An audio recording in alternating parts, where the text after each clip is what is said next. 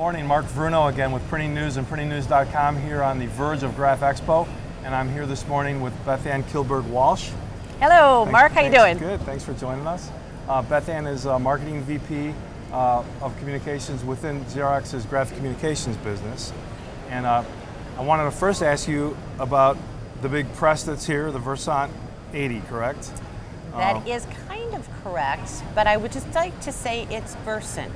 Versant. So yes, we have the Versant 2100, and then we also now today have the Versant 80. Okay. We're very excited about showcasing that at one as well. And the Versant 80 is labeled as an entry-level device. So what does that mean to Xerox or to the industry these days? What's entry level? Yeah, it's interesting that you mentioned that, Mark, because entry level is really a categorization in the market segment, and the Versant 80 is really production capability. Okay. It will exceed what most people might think at a product that size, and so this is a very robust product at 80 pages per minute, and many pages per minute for the average monthly print cycle as well. Okay. So it's quite robust. And in terms of differentiating this model from the 2100, how is it different? How is it similar? Yeah, there are a lot of similarities because it is built off of the same platform as the Versant 2100, but the size is different.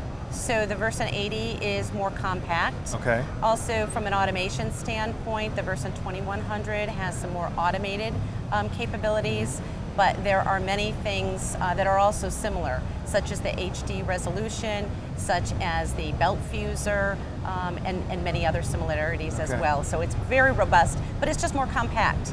Now the Ultra HD feature, which I've heard and read about, is that unique to the 80 as opposed to the 2100? No, it's actually unique to the industry. It is a game changer, and it's both on the 2100 and the 80 as well. And it's, you know, the way that I like to think about it is it's kind of like your high definition TV. So if you think about your high definition TV and the quality that it has, it's all dependent upon the input that TV receives. The press is the same.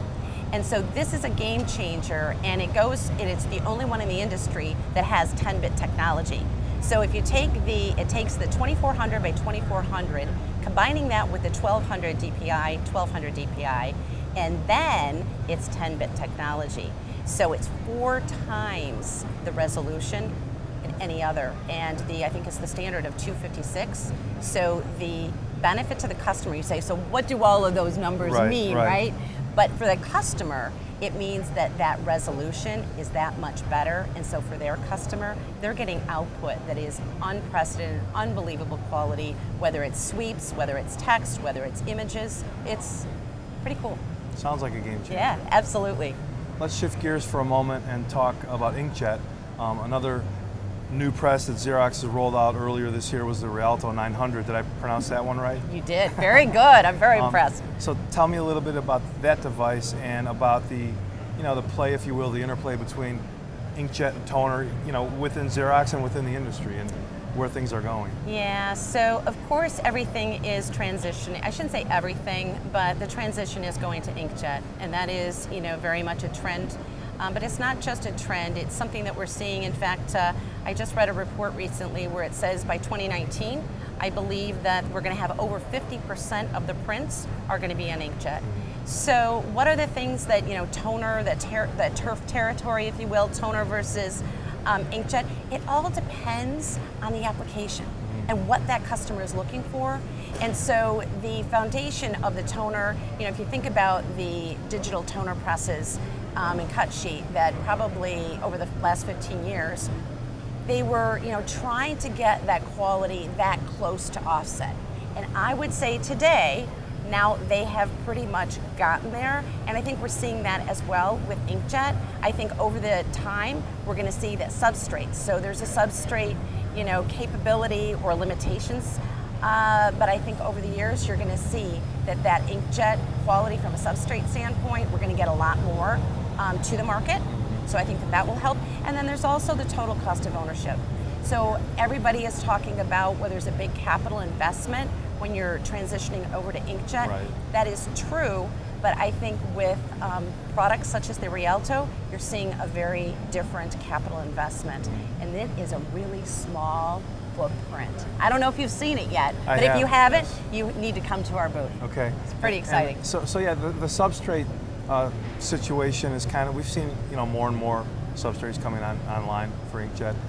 But tell me a little bit more about the Rialto, and it sounds like in addition to it being compact, what are a couple of the other features that we should be aware of? Yeah, so it's very compact and it's really all in one. Mm-hmm. So it brings the clean white roll paper all the way to cut sheet, all within one product. So you're bringing in the white sheet, printing on it, cutting it, all together in one product. Right, Very right. compact, very good cost, total cost of ownership.